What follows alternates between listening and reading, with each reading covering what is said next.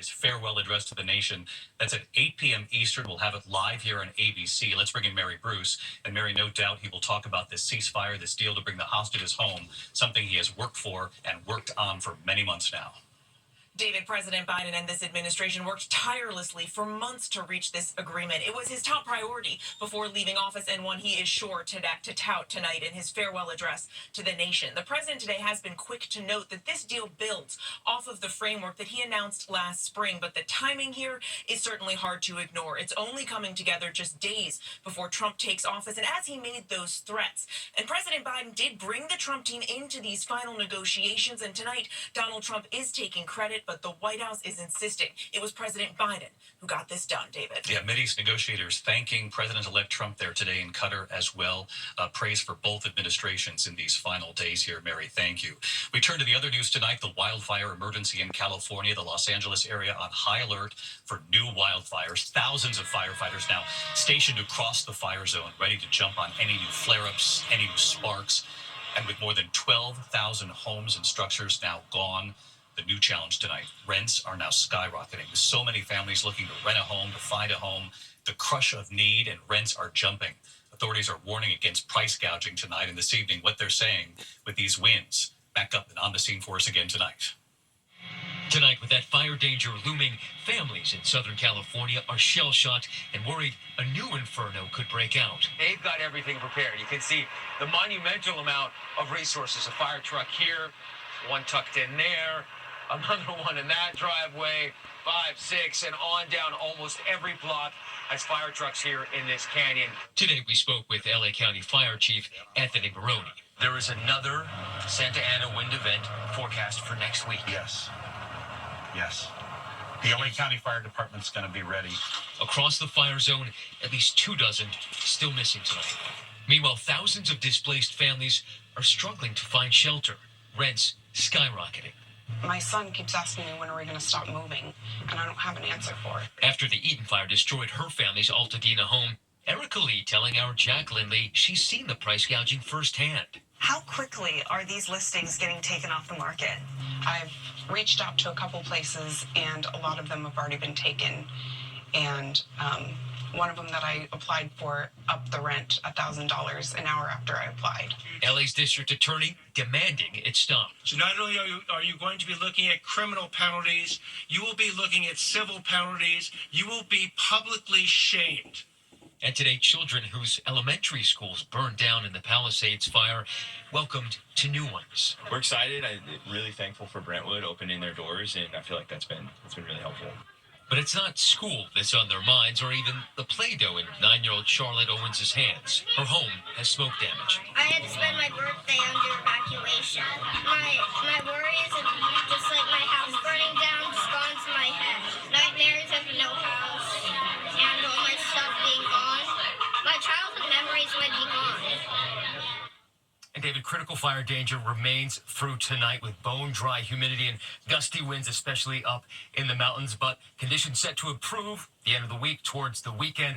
Then again, fire officials bracing for another Santa Ana wind event next week. David. All right, Matt Gutman live in California. Matt, thank you. Now to Capitol Hill tonight, the heated questioning. President-elect Trump's Attorney General nominee Pam Bondi pressed if the Justice Department will have a list of enemies.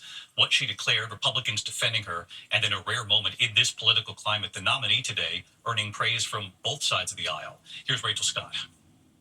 Tonight, Democrats on the Senate Judiciary Committee pressing Attorney General nominee Pam Bondi. Do you swear? On whether she will truly be independent from President-elect Donald Trump. I need to know that you would tell the president no if you're asked to do something that is wrong, illegal, or unconstitutional. Today, Bondi, a former state attorney general from Florida who represented Trump in his first impeachment trial and pushed his false claims of voter fraud in 2020, still refused to say that he lost that election. Are you prepared to say today under oath without reservation that Donald Trump lost the presidential contest to Joe Biden in 2020?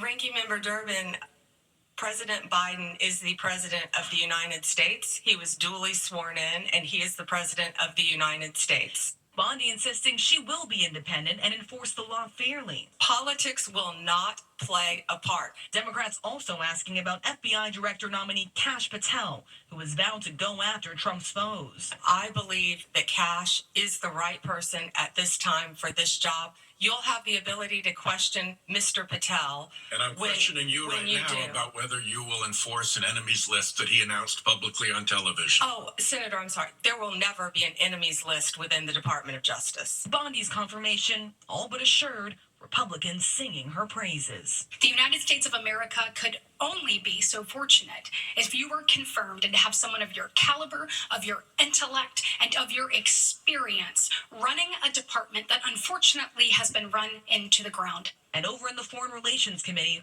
President-elect Trump's nominee for Secretary of State, Florida Senator Marco Rubio, appearing on a glide path to confirmation. Rubio winning praise from both Republicans and Democrats. Your extensive foreign policy experience and your deep understanding of international relations, I think, makes you a perfect choice for the position. Senator Rubio, the president made a great decision in choosing you. I'm happy to see you there. You're a thought leader in foreign policy. Senator Marco Rubio is on track to be confirmed, and so is Pam Bondi, who promised today to be independent and not engage in political prosecutions. David. Rachel Scott back with us tonight as always. Thank you, Rachel. Tonight, the major move from the FDA banning red dye number 3 from food years after it was banned from cosmetics and topical drugs. Here's Ariel Reshef. It's the artificial food dye giving hundreds of products their bright red color, from candy and cakes to drinks and medication. But tonight, the FDA is moving to ban red dye 3 because of a potential cancer risk after a petition from food safety advocates. Decades after FDA admitted that this chemical is indeed a carcinogen in animals, it has taken the product off the market. Red dye 3 was banned from cosmetics and topical drugs in 1990. Today, the FDA saying the dye has not been linked to cancer in humans, only in rats. But the FDA noting it's required by law to remove any additive found to cause cancer in people or animals. These products have been banned in Europe for many, many years, so I wonder why the FDA approved them in the first place. Tonight, some in the food color industry pushing back on the ban, pointing to the FDA's own acknowledgement that red dye 3 isn't believed to pose the same cancer risk to humans. David, food companies have until January 2027 to remove the dye from their products. Drug companies have a year after that. David? All right, Ariel, thank you. When we come back here, news coming in, the passenger jet pilot who's been arrested at the airport for alleged DUI, and the sports star break-in, 3 Stanley Cup rings stolen tonight. Tonight, police arresting a Southwest Airlines pilot for alleged DUI at Savannah Hilton Head International Airport in Georgia. Authorities say David Alsop was arrested before a scheduled flight from Savannah to Chicago.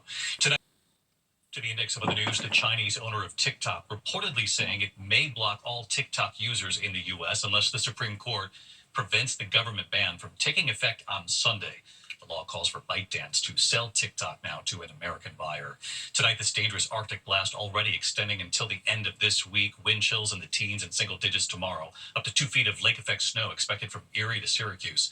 Next week, bracing for it to be even colder. Below 0 wind chills.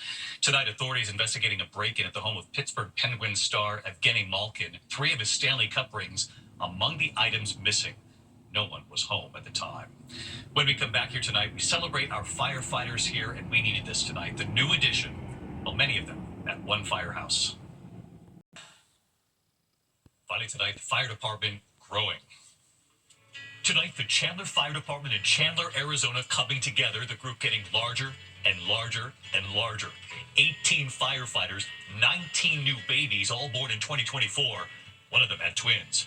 It all started with firefighter Penny Cyrus of Engine 2882 Station 2 and her baby Cade, born in February. Baby Holland would come right after. And before the month was through, a third baby, little Andrea, in the big red bow.